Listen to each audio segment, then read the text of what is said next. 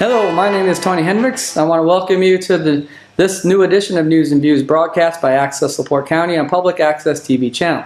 We are weekly public opinion shows addressing national, international, local issues. We will adhere to broadcast rules, but absolutely no one's First Amendment right of freedom of speech will be denied, or freedom of the press will be either muzzled or denied. Any unauthorized captions or events of this program without express written consent of the two musketeers today is strictly prohibited. We hope you enjoy the program and the participants. Now, before I give it to Bob, because you see what he's wearing, fantastic.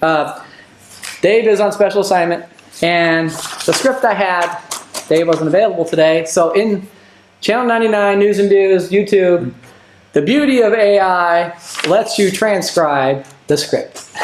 Okay. So I guess he's turning it over to me. First of all, let me wish everybody a Happy New Year. The outfits that I have on are because Indiana University, my alma mater, is playing in the, what we used to call Peach Bowl. Now they call it the Chick-fil-A Peach Bowl, tonight at 6:30 Midwest time, Eastern time 7:30, but on our time that's 6:30. They will be playing the Oregon Ducks. Indiana University, for the first time in its history as a football team, is ranked #1 in the nation. The Oregon Ducks are ranked #5. This should be a good football game. This is the semifinals. To the runners-up that win will go to the finals for the national championship. Indiana University has never been able to win a national championship in football. Now they have 5 national championships in basketball, but none in football. So this is absolutely a first for them. Going to have a lot of Indiana University alums that are watching this. How does a school get to or change its culture so fast from basketball to football? One thing did it, a coach by the name of Curt Cignetti. He came from a small school, but he came with the idea of, in football, you're out there to win. And he has done that, and he's done it with very good players, people that have a sound academic background and are fulfilling that in college. So as a result tonight, I think tonight's game, and hopefully it will be an IU win, and then they will go on to play Miami University, which won last night on the other side of their bracket. So that game next week will be for the national championship. Good luck to all of the IU football fans and to the IU football team, and we're certainly rooting for them. So with that, I'm going to turn it back over to Tony, which I don't know at what point he's going to talk about, but I know that Tony does have some very good news about what's going on the north end of Michigan City. So he can start to talk about that, or we can delay that. Well, first IU, we're filming this on Friday, so you'll see this on Saturday morning or Monday or sometime during the week. So the Friday game at IU, which I believe, I'm a Purdue person, and I did not believe, but I saw IU play, and they're the real deal. They have the real coach. They have a very good quarterback. Now what happened with Miami, Miami's the number 10 seed in the playoffs, and they are now in the championship. So they beat a 6 seed, and they beat Notre Dame. That's why Notre Dame was not in it. For all you Notre Dame fans, Notre Dame was not in it because they lost to Miami. And then Miami got the 10th seed. So Miami is now in the championship, and I believe IU will win because they are the real deal. But Miami sure put on one hell of a game. Yes. And they took out a very good team, not single-handedly or wholeheartedly, but they did play their hearts out. And I think IU has that. Anybody that gets this far is a very good college football team.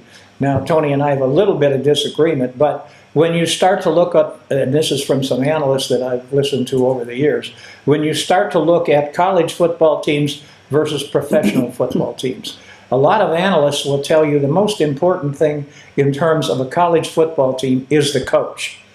The coach makes a huge difference in how he rallies these individuals that come from various backgrounds to be able to play together as a team. Now, in the pros, they will tell you that the most important thing is the quarterback, because basically the people that are the pros have already been taught to play together as a team. unless they're far down and they're out there on their own trying to get hired by somebody else, they're generally going to be working pretty well together as a team. The situation is, can the quarterback bring that team together to be able to score? Obviously, the plays that the coach puts in are important, but how the quarterback executes them is probably even more important. But let's talk about Michigan City. We have a positive situation that has occurred here. Tony's got more information on it than I do. He's over here trying to keep it secret because I understand he's trying to buy stock. But we won't go into that. Well, you can tell them the name. I mean, we all know what happened. And again, I did not believe it. Kudos to the mayor. Kudos to the redevelopment commission. You held Sola's feet to the fire. You told them we had enough.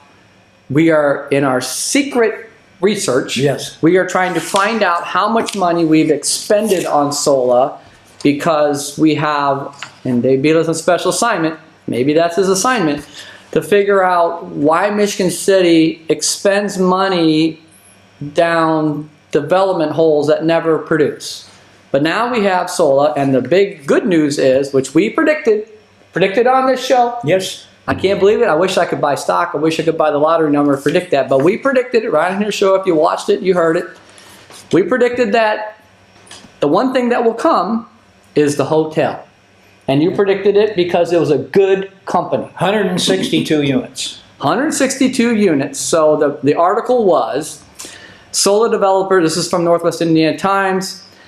I forget the date, it's not here, I didn't print it. Northwest Indiana Times, if you want to read the paper, you have the Herald Dispatch. The Northwest Indiana Times is another good paper.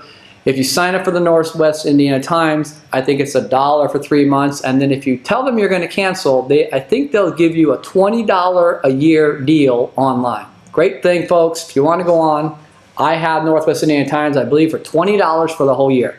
I can read every article, I log in. But that's just Northwest Indiana Times. Just to interject there, I'm old-fashioned. I like to read the newspaper. So I still like getting the newspaper. You can pay extra and they'll send you the print. Yes, I like that. They'll send you the print. But so the developer of the suspended Sola Resort development had been pitched to transform Michigan City Lakefront, is still moving forward with building a Marriott Renaissance Hotel. Now, it's 162 units, 300. It's a Renaissance hotel. It's not just a regular Marriott. $308 million, or $302 million. 242 room at You Are Beautiful 101 West Michigan Boulevard, which is the old police station and a news dispatch, Herald Dispatch. $302 million development. Just one interjection. I've got 162 units for the hotel. What Tony's also adding in there, I think, is the other units that will be available as not a timeshare situation, but to be bought and lived in on a permanent basis. And this one says it's a 242 room hotel. Oh, okay. Well, then they've moved that At up. $302 million, and it was all about financing, and believe me, folks, financing right now is very tough for developers, very tough. You either have the money, an equity partner, but to try to go get the money is almost impossible, which we saw, which I believe is why Sola didn't work, because they didn't have that kind of money in their pocket. But the Marriott Renaissance partners, I'm sure they do. No doubt about it. They've got the money, they will do a very good job. So it says development has an agreement with Marriott to open its second Renaissance hotel in Indiana. So this is a Renaissance hotel, not a run-of-the-mill Marriott. And they are looking at moving forward with this for an exclusive franchise agreement are done. And the EID paperwork finalized 4 months late in December. They have access to the capital needed to begin the rest, which I believe is Marriott's capital. So good thing. Or we predicted it. Access to capital. Marriott has access. Yeah. So they say 1,000 union construction jobs, 350 permanent jobs, $200 million in new tax revenue.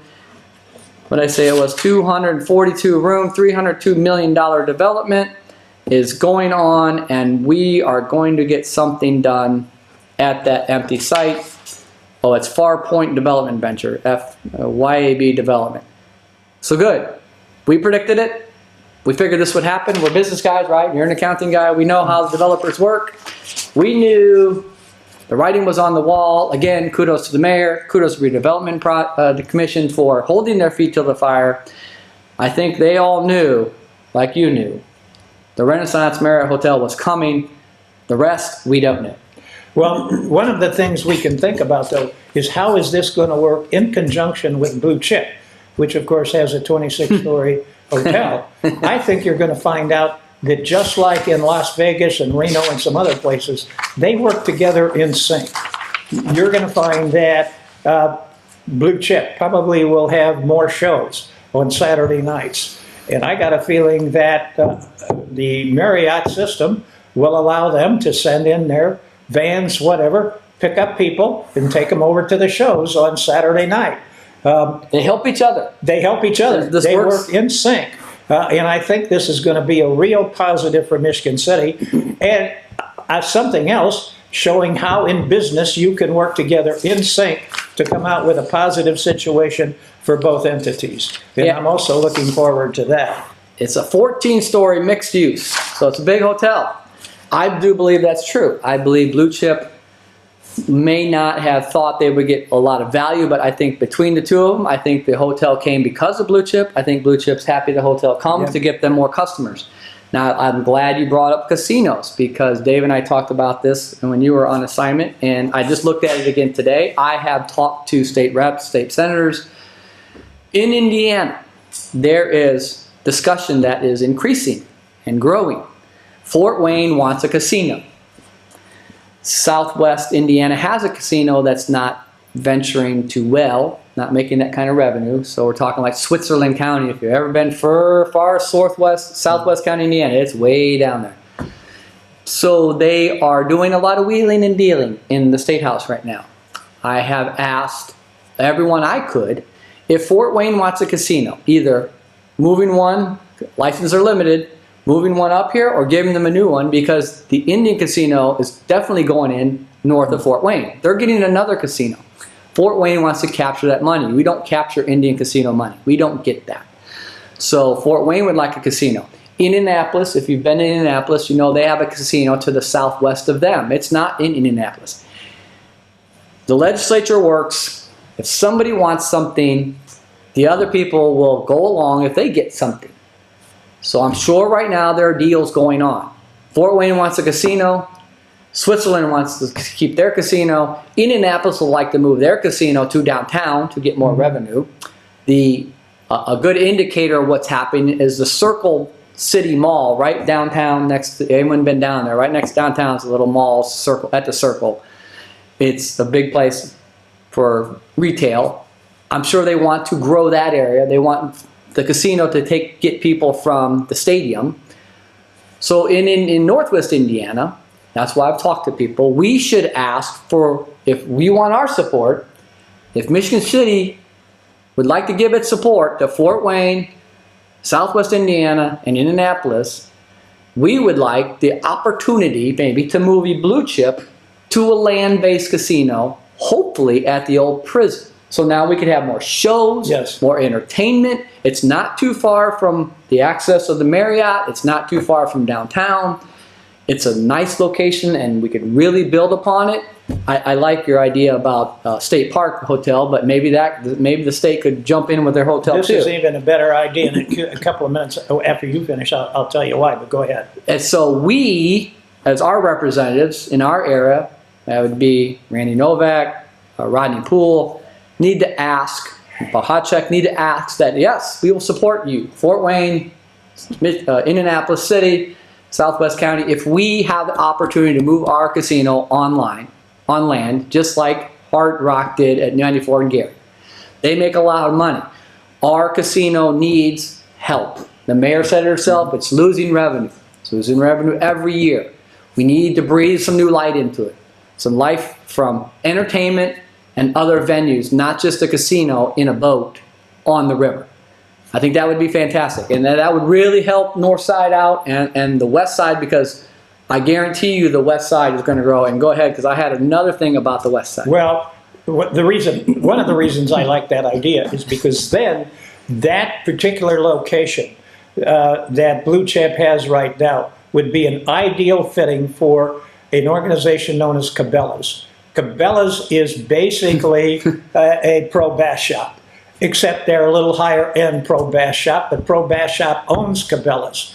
And they like to locate on places where we have river channels, where you have access to the Lake Michigan. This would be a perfect spot for a Cabela's, and we could bring them in, I think, fairly easily, and they would be a huge positive for Michigan City for the various types of recreation systems that we have, obviously the fishing situation and the boating situation and a number of others.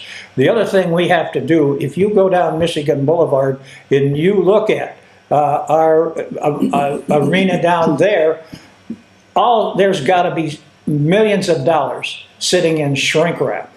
We have got to figure out what can we do in the wintertime to utilize our situation in terms of recreation, and how do we get these boats out there so that they can enjoy, even in winter weather, with safety, the situation of being able to do boating.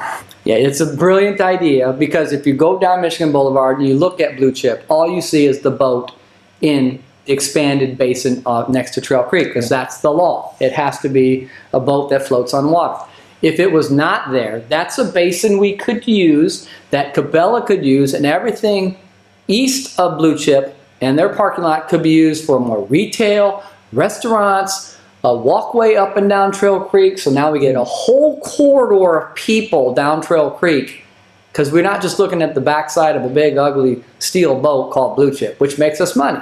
But now we open that whole opportunity up all the way along Trail Creek, all the way down to what would be the old East Street Bridge. Yeah. And now we get a walkable area, because we have the ability for liquor licenses on Trail Creek. We have the ability for restaurants. With that, between Blue Chip at Prison, downtown, which is growing Uptown Arts, another area of residential, and then more retail and Cabela or whatever you want on Trail Creek, makes the North End be just as good as, I believe, in the 40s and the 50s. Well, I'm one of those that would really like to see a Cabela's. Basically, they're the same thing as a Pro Bass Shops, although they're not quite as big, but they do have a little extra in terms of some of the retail stuff they sell. This is the perfect spot for them, and we badly need something like this to enhance what we do with our recreation industry, specifically the boat industry and the fishing situation. Yeah, we don't have an anchor.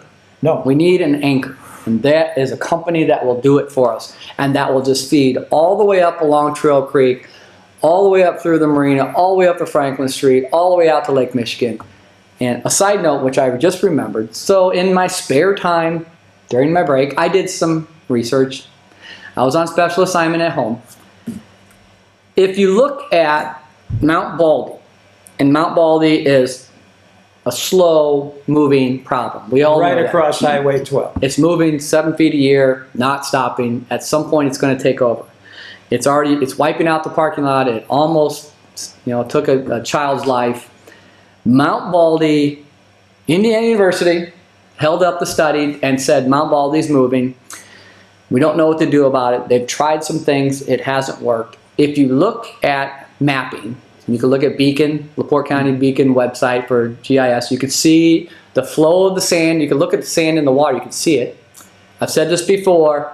The pier, the lighthouse we built in the early 1900s, which is great, has dramatically made Mount Baldy shift and move south. It no longer gets fed sand, and any sand that gets fed through Lake Michigan does not stop at Mount Baldy, and thus Mount Baldy keeps blowing south. Mother Nature will not stop.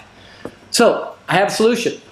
If you look around, Google, Earth, whatever you want to look at, you can look at all around the rim of Lake Michigan, and you see the solution. You can see it in Chicago at their beaches. You can see it up in Michigan, the solution. It was not much, and I can't believe the people at IU have not put this forward. I can't be that smart.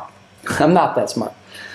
If you look at Mount Baldy, on the west side of Mount Baldy is the Black Ditch, or the Brown Ditch from Porter County. It feeds all the way through the dune, comes to Lake Michigan, comes all the way from the Kinsel Ditch. It runs all the way up the Marquette Mall. Kinsel Ditch is very long. Runs along the old Mona. So if at Mount Baldy, on the east side, if we would put some sort of pier or some sort of ability to slow the velocity of the water line just on the west side of Mount Baldy, and it doesn't have to be long, 300, 400, 500 feet. It's not going to, like the government pier. Yeah. It's not that long. Just put that out there, out to the Lake Michigan. It will slow the velocity down the water, drop the sand, and you know this if you've been to Mount Baldy and you walk out into the beach at Mount Baldy, it's gravel and small round pebbles because there's no sand at the beach in Mount Baldy. Like Washington Park has lots of beautiful sand. When you walk out there, it's very nice and on your feet. But that's because during the Depression, we took all the pebbles and that out of there. That's Well, Mother Nature feeds sand on Yeah. top of the pebbles, so the pebbles get buried.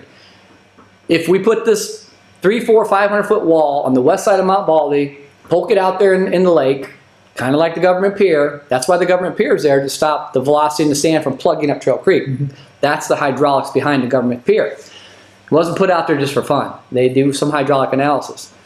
If we could slow that sand, that velocity, and drop the sand in front of Mount Baldy, it would start building up Mount Baldy again, which would in turn let the grass, dune grass, grow on the top side of Mount Baldy, because you look at anything west of Mount Baldy, it's got dune grass up the bank on top of the hill and trees. Mount Baldy does not, because Mother Nature is taking that sand from us every day and pushing it south. If we could feed the front end of Mount Baldy with Mother Nature sand from Lake Michigan by putting a pier wall on the west side, not very long, we would stop Mount Baldy from moving for a very fractional cost. Let Mother Nature do her work for us. So I researched it, I looked at it. I could probably show you some hydraulic analysis in other areas, but I hope Michigan City and maybe IU looks at this again and says, yes, that's a pretty good idea. And the Army Corps will have to allow us to build this in the water. The National Lakeshore will have to allow us to do this. And I'm not talking about a big pier or a lighthouse. We're talking something simple.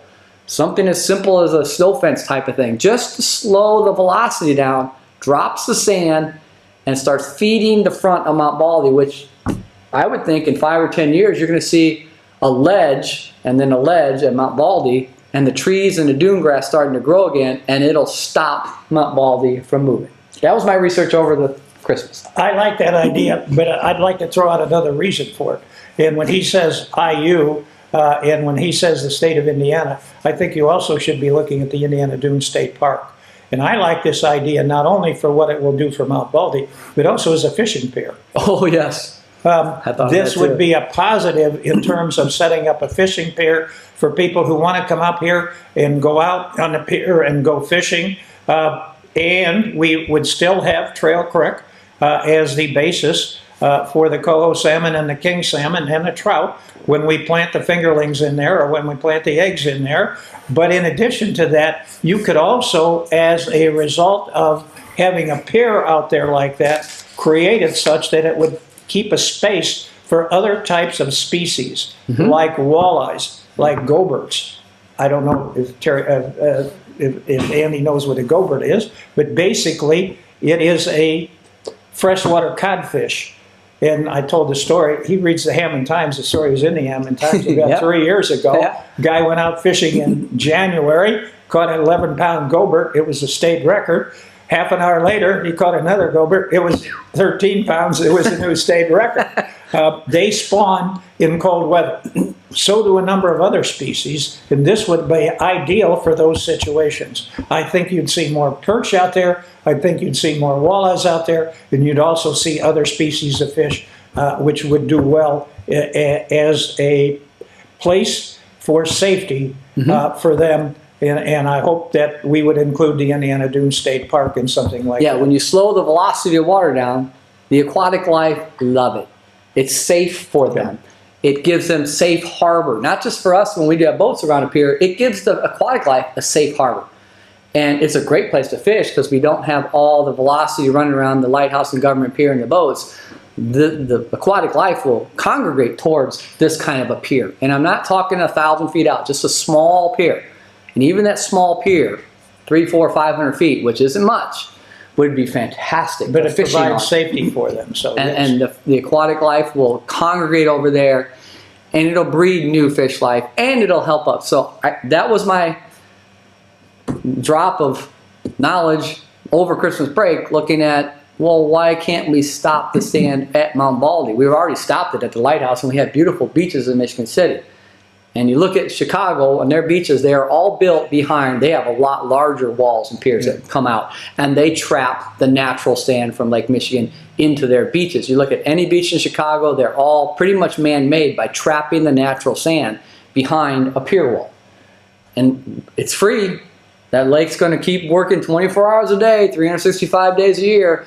And again, the best thing is to go to the Beacon LaPorte County GIS website, not looking for parcels. You can look at the photos, and there's different years. If you look on the left on the bottom, you can click different years. You can do it on Google too.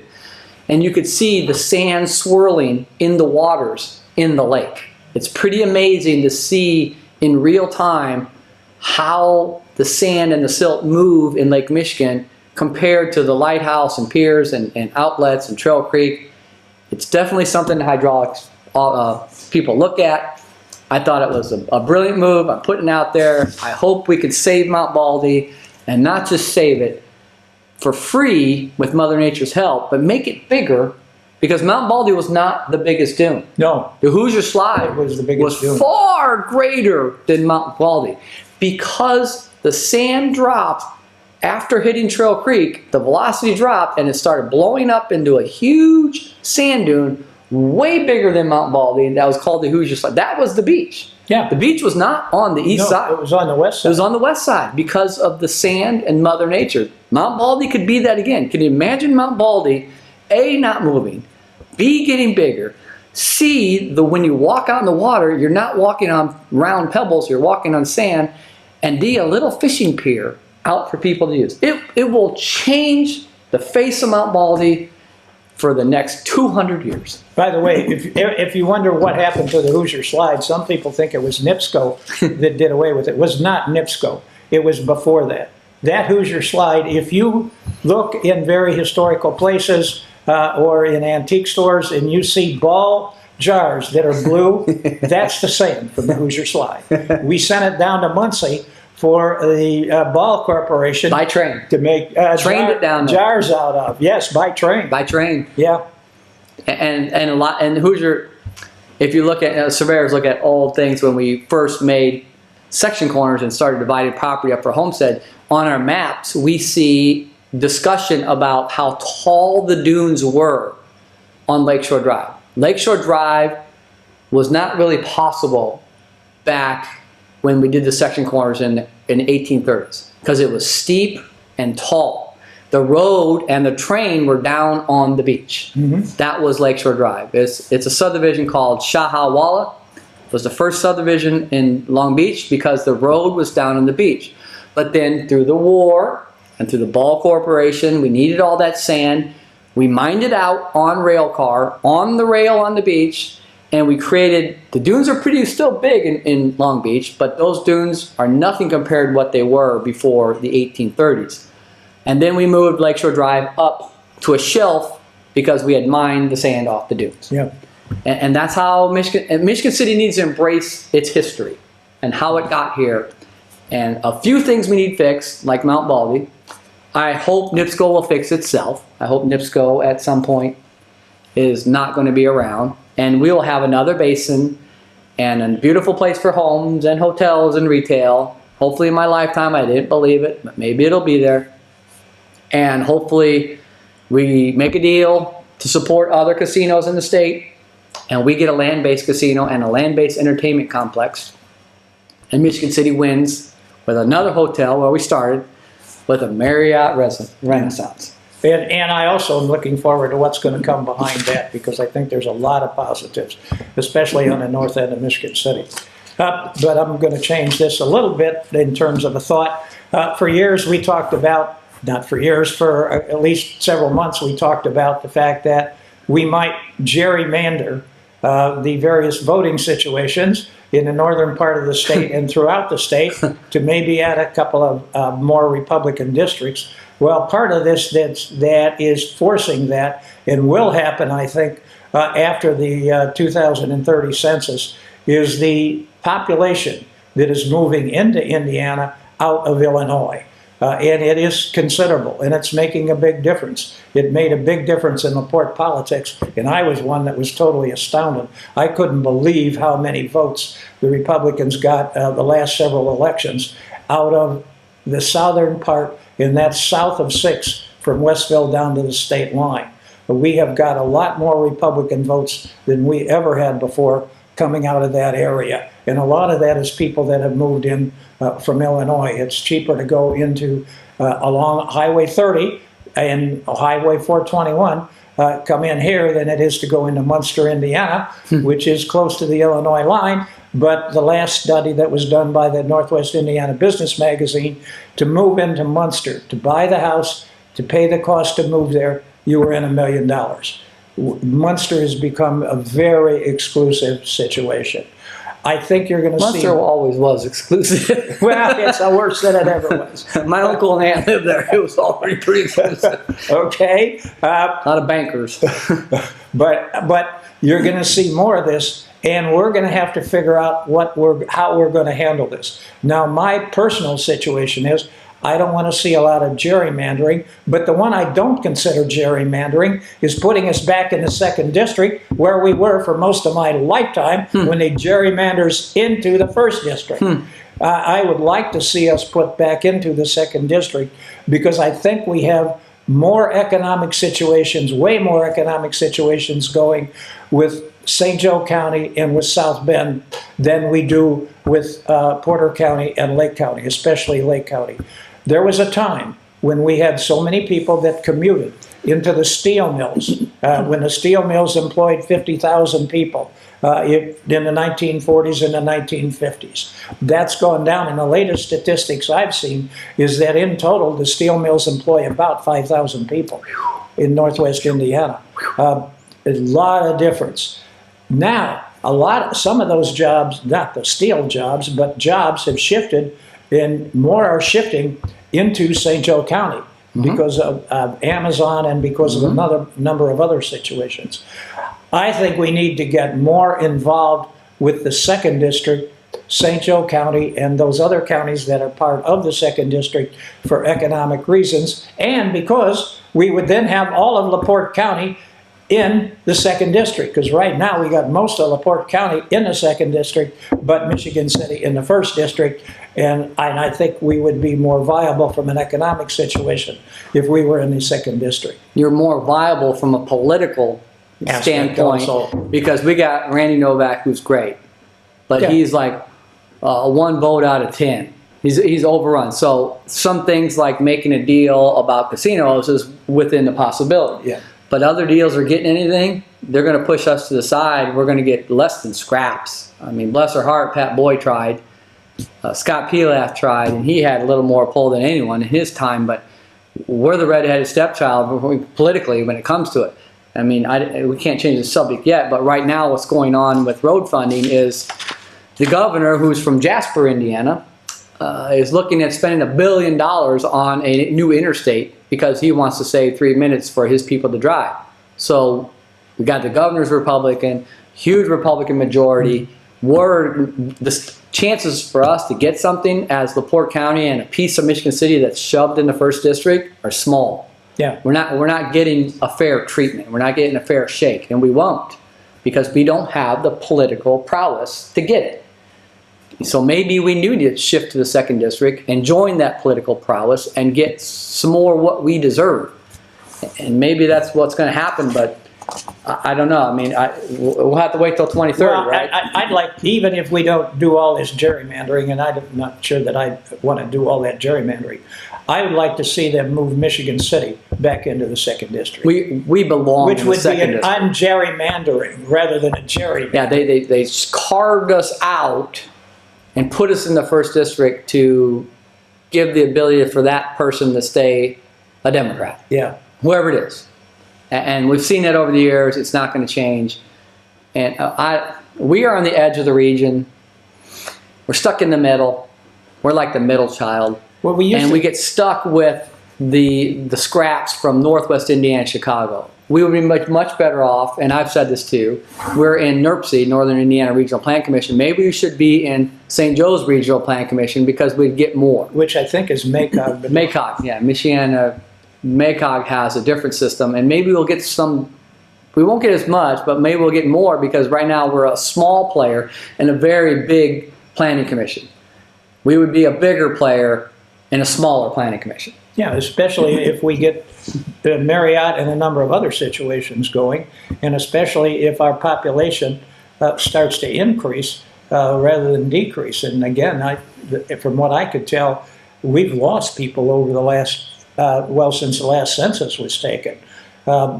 They have moved, they unfortunately passed away, and we have not replaced those people. What we are replacing them with is people who really don't live here. They come in, they buy a condo, they buy a house, and they live someplace else. We're the place they would come if there was a major problem. If they lost their house. And they did. Yeah. During COVID, they came here. Yeah. They came to Michigan City. I was surveying how many times I was in a neighborhood and there were Illinois plates because they left Illinois during COVID because they're draconian measures, and they stayed at their summer house or their summer condo. They stayed there all year. They came here because there's too many people in Illinois. Their measures against COVID were bad, and they came here just for a little bit of freedom and to get away from the density of people. Now, we talked about this before, and I'm going to dovetail off you. Kingsford Heights, down in South County, is growing leaps and bounds. Developers put in even more lots, and even more builders are coming. Kingsford Heights is a very unique facility, and I didn't understand it until I finally talked to a person who lives there. They control their own electricity. They have their own sewer, their own water plant, because the government built it in World War II, and they still run it. It goes back to World War II. But they built them their sewer and water plant. They have pretty much their own school district. They're part of LaPorte. And I used to hear that Kingsford Heights, their sewer and water bills were very expensive, $250, $300.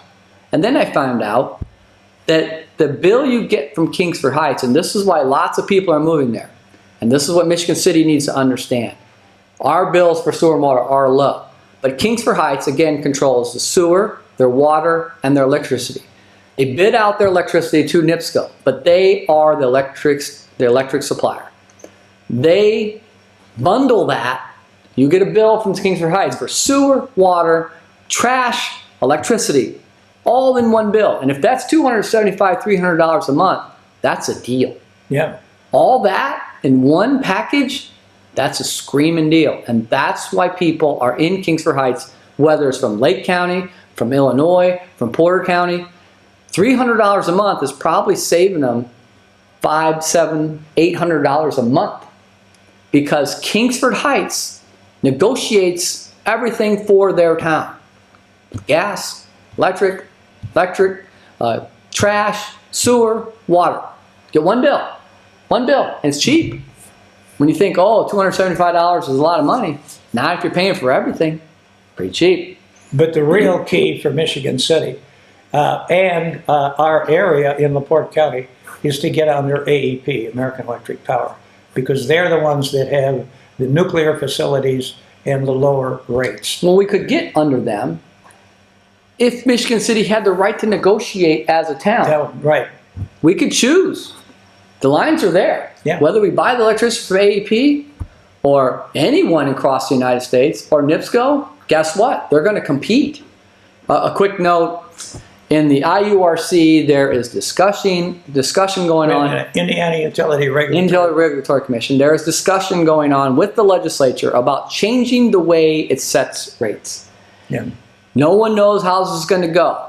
It's going to go from a cost structure to a performance structure, where you have to tell the Indiana Utility Regulatory Commission that you are trying your best to perform with the least amount of money and give the best electricity rates you can, compared to a cost area.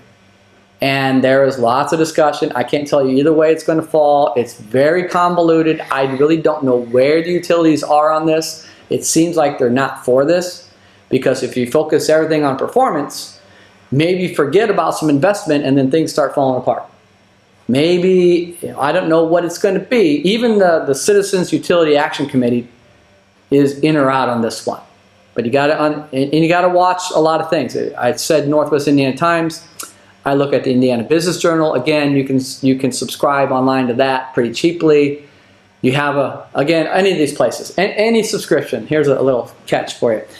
They give you a little tempting teaser rate, right? And then they jack it up to you after a month or 3 months. Well, if you call them back and say, or email back and say, I'm canceling, I guarantee you it'll give you a rate that's a third or a quarter of what you would pay. And then you got the whole year. So I think I pay a whole year for Indiana Business Journal for $50. And it's chock full of things. I just look every day, every week I come in door here, I look at it. There are things in Indiana that come up. The casino discussion came up. The IURC discussion came up in an article that I don't see in our papers. This is kind of inside ball in Indianapolis, where you can get the seedlings of what's happening down in Indianapolis that affect us financially, usually in the worst way. If we want to go to it, the one thing I brought up today was the Indiana money for INDOT. The article was, INDOT cancels, postpones projects as applies for tolling option on I-70. So that piqued my interest, because here we go. We talked about tolls. Sounds like they're coming. You read the tea leaves, they're coming. So INDOT says they had to hit the brakes or cancel 300 times last year. So INDOT in Indiana has one of the highest gas taxes in the United States. They are saying in this article, and we've heard this before many times, that cars are getting more efficient, EVs are coming online, hybrids, plug-in vehicles, and we're losing gas revenue and the costs are going up. And that's true, but I don't think that's the whole story. And again, I went to this article, I read the article because it piqued my interest, but you also go to the comments, and the comments are really good. The comments pointed me to another study by Tax Foundation. You can look it up on there. Indiana is 17th in the share of state and local spending covered by state and local road use taxes. 70%, number 17 in 51 52. states and municipalities. I don't think they count. No, 92, there's 92 counties. No, in the United States. I don't think they count Puerto Rico, but there's 50 states in Washington, D.C. So we're 17, which isn't bad. But that 17 means 76% of our money that we collect is going to actually on the roads. 25% is not. They're saying they have to cancel or put on brakes on 300 projects last year alone. Personally, I've said it before, I'll say it again. The administrative paperwork and nonsense that we go through as developers and engineers and surveyors, you could save 50% if you'd get rid of the nonsense things they do. But Indiana has a problem because we can't pay for all the roads we have, even with this gas tax. Some of the article says, well, people aren't paying enough for EVs. The article says the electric vehicles aren't paying their fair share. That's not true. If you take Indiana, 36 cents per gallon for gas tax, if you drive 15,000 miles, which is an average 20 miles a gallon, which I say is probably pretty good these days. Some are getting 14, some are getting 25, some are getting, I got a little car that gets 20, 35, 40 gallons to the miles per gallon. That's about $270 a year in taxes that you'd be paying at the pump if you weren't an EV. The cost to, I remember here, the cost to license an EV takes that into account, and I think they pay $270 in their licensing fees for the money they wouldn't pay for gas taxes on their electric vehicle. Indiana did that. I'm sure Purdue did the calculations. I just did it pretty quick, a pretty close number. I want to go back to a show we did months ago. If Indiana would take its gas tax and index it at, say, $3 a gallon, over $3 a gallon, the gas tax goes down. Under $3 a gallon, the gas tax goes up. So if it goes from $3, which is going down now at $2.70, if it goes down to $1.50 or $2, are we going to complain if the gas tax is 50 cents? Probably not. If it goes to $4, are we going to complain if the gas tax is 50 cents? Probably. Maybe the gas tax should go down as you get over $3. The gas tax should go up as you get under $3, because you're losing revenue. I think the way the state has it now is backwards. The gas tax goes up as you pay more. That's backwards. Because they think as you pay more, people are driving less, so they need more money for gas tax. Well, if people are driving less, then that's less abuse on the roads. It's backwards. As the gas goes down, people drive more, and they abuse the roads more. But it's a hard concept for anyone to understand that you have to index it at a point which gas tax goes up or down. And we could do that. The numbers are quick. That's something I'll also ask our state reps and state senators. Why don't we index it, and as the price goes down, the tax goes up? Because we're not getting hurt on an outrageous price in gas. And I guarantee you someday it will go up. For a while it'll go up. It'll inflate like wildfire, because the logic today is that people are driving more miles per gallon, and we're getting less tax. So their instant reaction is, we need to raise the gas tax because people are driving more miles with less gas. It's a paradigm shift. They should think differently. As people are driving more miles per gallon, we need to make sure that it's indexed to the price, not to the miles per gallon. EVs and partial electric vehicles are coming. There's no way to stop them. They are coming. We will get better gas mileage. We will see less gas stations. We will sell less gas. The price of oil will go down. It's already going down, right? Right. Now, here's where Tony and I are going to disagree a little bit, because the studies show that by 2030, we will be driving less electric vehicles and more gasoline-driven vehicles, diesel-driven vehicles. Now, why? Because the price of oil is going to come down significantly, and the situation that President Trump just did with Venezuela is going to bring it down even more. So you could be looking at in 2030 at something like $1.50, $1.60 at the pump for gasoline. I think before then. And that would include the gas tax and the sales tax. Yeah. So you're going to sell a lot more gasoline-driven vehicles than the idea they had that in 2030 we were going to have all these electric vehicles. First of all, the electric vehicles are difficult to take care of once they get out in service, and when the batteries wear out, there's not much usage for these electric vehicles. So in the long run, investment in electric vehicles is going to be a lot less that from a monetary standpoint for people to do than invest in gasoline and diesel-driven vehicles. Yeah, we're going to see more. We're going to see more use of gasoline, and gas will go down. The way our system's set up is backwards.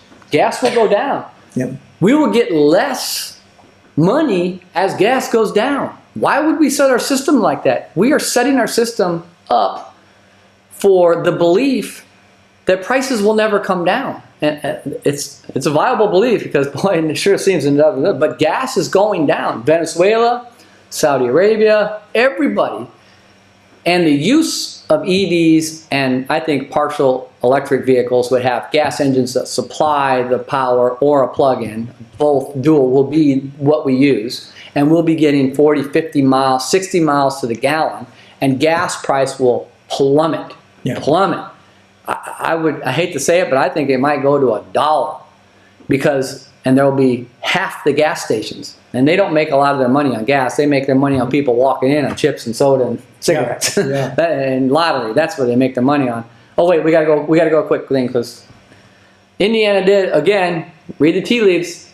Indiana, I believe, passed the ability to buy lottery tickets online. We're going to allow people to buy lottery online. Good or bad, most states do it. We're going to have We're going to have gambling from home online. We're going to have gambling from home online. And things like that, Bob and I believe we agree that hurts blue chip if they don't expand into something else. Oh, they'll expand into that. They'll have ways that you can get a hold of blue chip and do all sorts of things. But go ahead.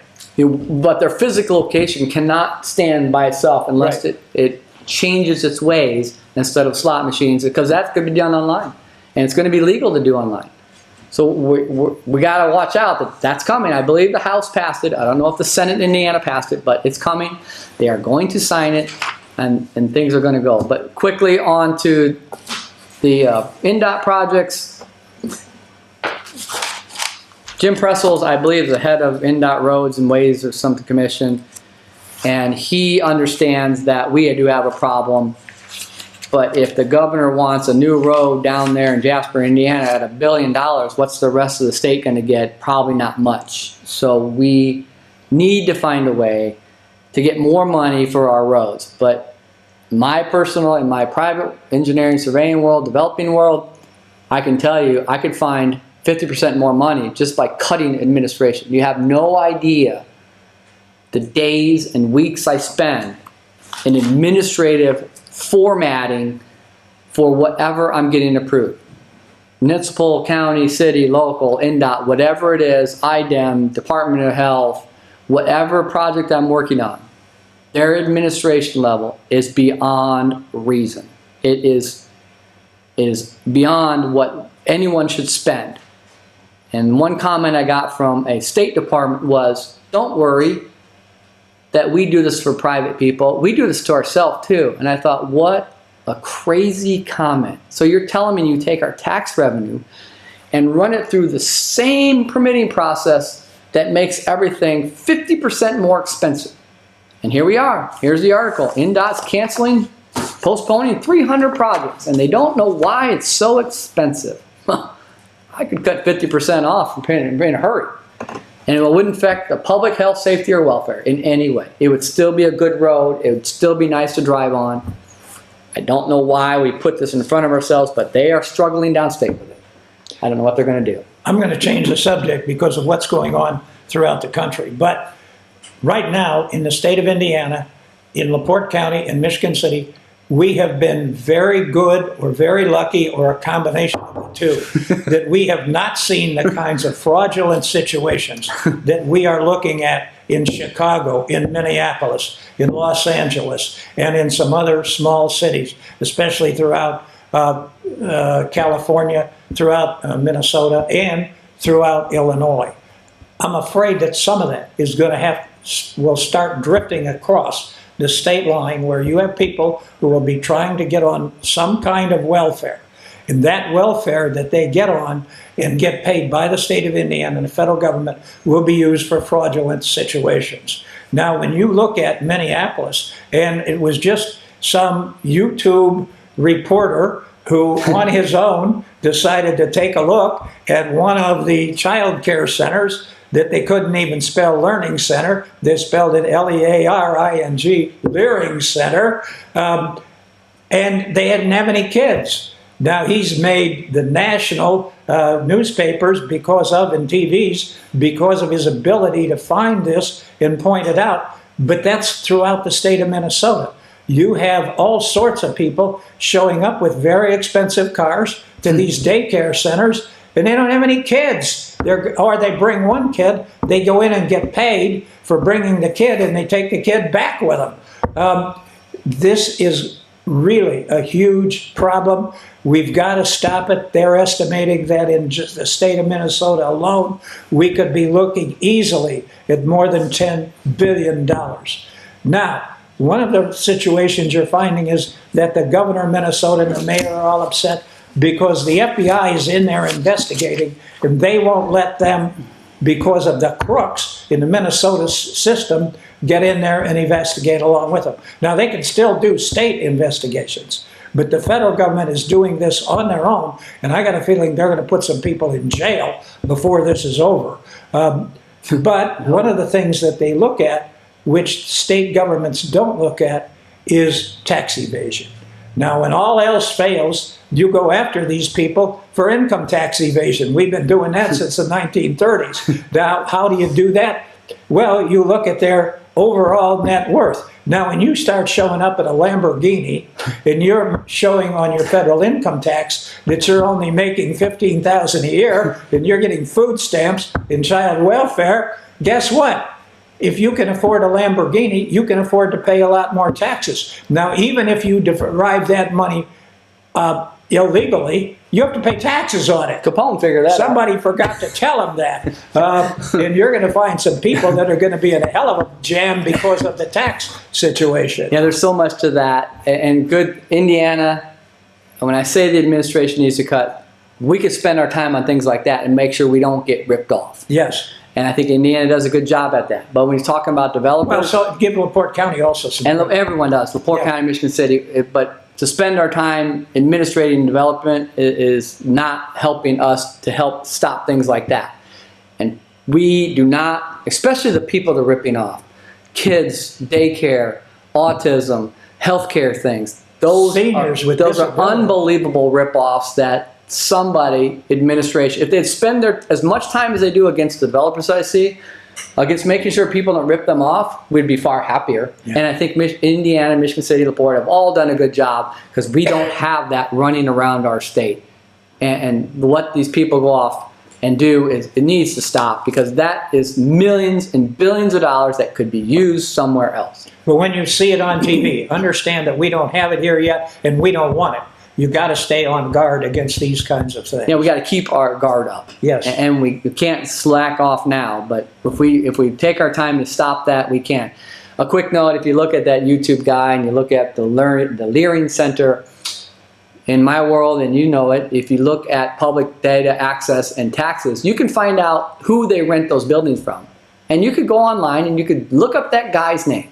I think his name was Gandhi or something. You could look at his house. You know what? It's a beautiful multi-million-dollar house on a golf course. Yeah. This guy who's renting to these places, ripping us Minnesota off, is living in a multi-million-dollar house on a golf course. Except that's how you get them on tax evasion, because they go in and they net worth it. And they say, how did you get this? How did you get that? Your income has to be this. This is what you should have paid. And then they start adding on the fees and the fines. And Al Capone figured that out real fast. Yeah, in a jail in Miami. And he died in that jail, right? Yeah. That was the end of that. So we only got 2 minutes. Anything you want? We got Dave on special assignment. Well, I want to wish everybody a happy new year, a blessed new year. Take care of yourselves, take care of your family. This is a great place to live. And I will tell people that I won the lottery twice. And I won the lottery once because I was born and raised here. And I won the lottery again when I got my wife. I've had a fantastic life, fantastic wife, and a great family.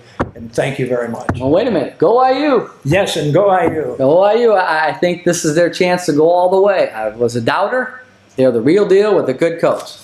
With that, I want to thank everyone for watching. Your input as to improvements or criticism of this program is greatly appreciated.